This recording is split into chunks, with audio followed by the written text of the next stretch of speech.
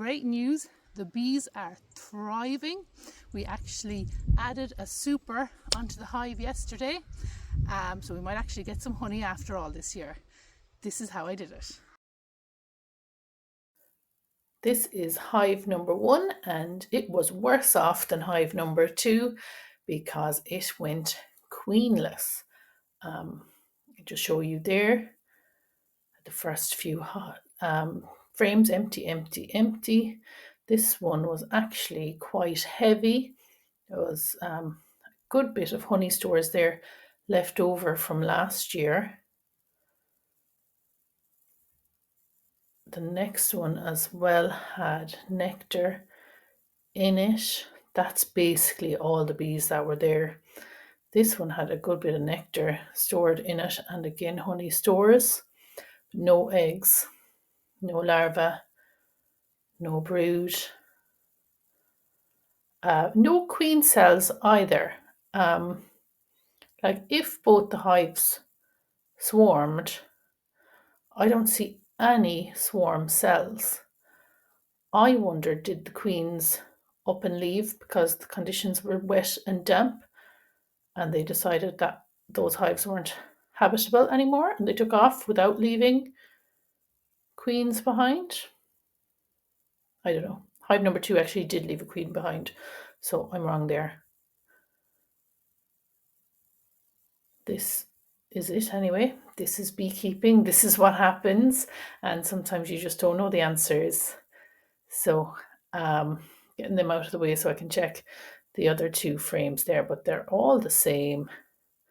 Nothing, nectar and honey from over the winter that hadn't been used, and nothing else.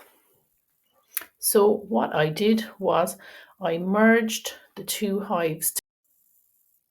I put newspaper on a queen excluder just in case there was a queen in hive number 1 that I haven't spotted, but there wasn't. So I put the newspaper on the queen excluder, I put it on top of hive number 2, and I put hive number 1 on top of that. The idea is that by the time the bees chew through the newspaper, they've gotten used to each other's pheromones and they merge together without fighting. Hive 2, newspaper. Hive 1, leave that for a week. Come back, take off hive 1, so you're left with one big hive, and then I left them alone for another week, and this is what they looked like.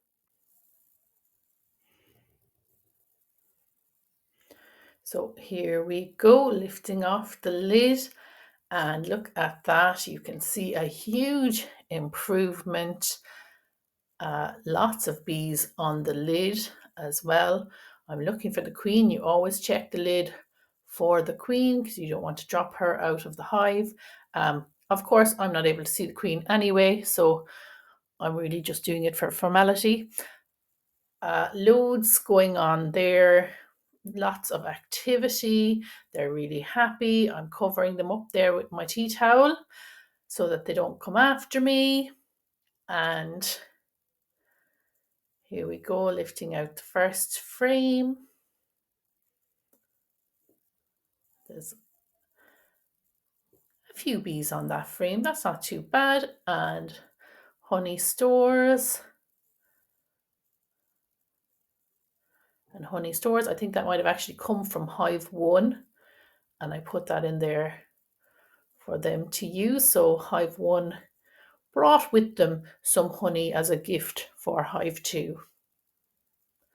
This frame now is drawn comb, and they do not like it, and I thought bees were supposed to love drawn comb, and they don't like this at all, and they don't use it at all. So I don't know what to do with that. Here we go. The next frame is hard to get out. It's heavy, which is a good sign. Heavy means honey.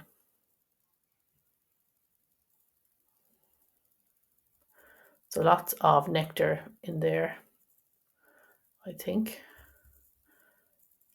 and honey on that side. That actually might have come from hive 1 as well. Loads of bees on it. Lots of scuttling around. They're very healthy, they're very active. And that's what you're looking for when you're inspecting your hive. One of the things you're looking for.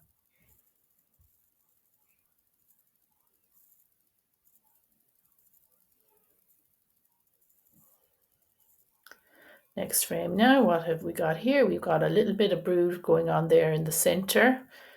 You see the brown cappings in the middle are brood up here. This is honey in the corners.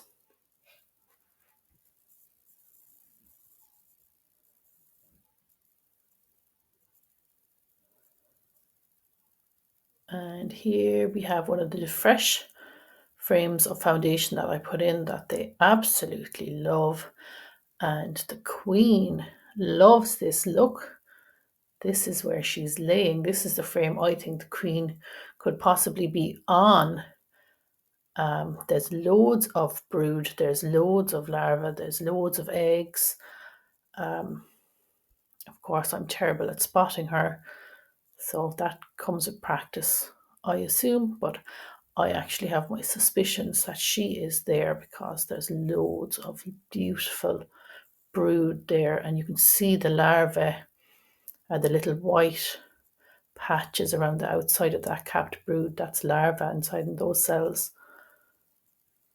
I don't know why they didn't fill out that whole frame. They left the corners and didn't fill it out.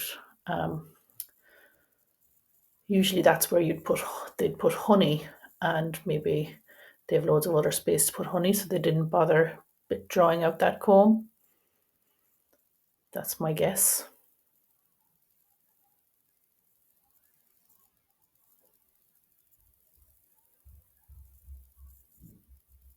Very happy with that.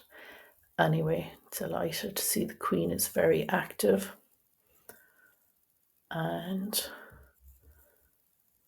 I think I need smoke there because they're in the way and I can't lift up the next frame. I don't want to squash anything. So you just give them a little bit of smoke, move them out of the way.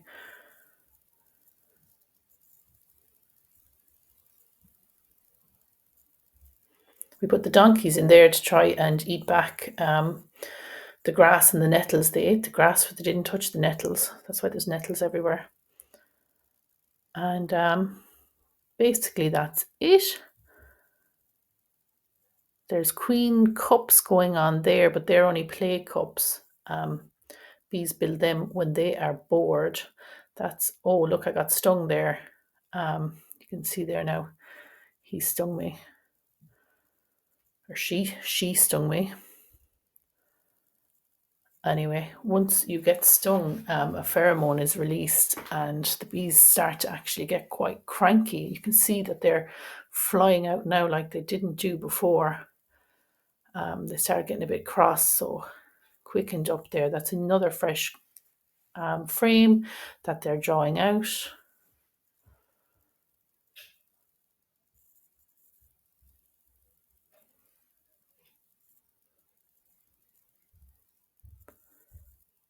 And you can see now they're getting cross.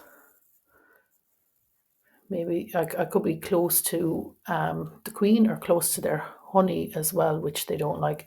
But I think it is that pheromone that comes from the bee that stung me, makes them quite cross and protective of their hive. And of course, that's the time when the smoker started running out and didn't want to smoke them anymore. So we finished up that fairly quickly. We just had a quick look in. Everything's fine. They're doing well. And I actually checked on them the following week, and that's when I decided that they needed a super. Giving them the super on top is an extra layer. It's work for them to do to keep them busy because they don't like to get bored. It's extra space for ventilation in the hive because when they're packed like that, they get very hot. and it's harder for them to maintain the temperature that they like, the perfect temperature. So the extra space coming from the super is going to give them that ventilation that they need, and it will give them space to expand and hopefully give us some honey to extract later in the year. I know it was October last year, September or October last year, when I took off the supers and extracted the honey. So maybe we're just kind of late harvesters here in Mill Street. So that's it. I hope you found that informative. I'll keep you posted about what's going on. I'm so happy. I really thought we weren't going to get any honey this year. There is a glimmer of hope now, and they are drawing in loads of pollen. So I don't know when the next video will be. Like and subscribe so you don't miss out.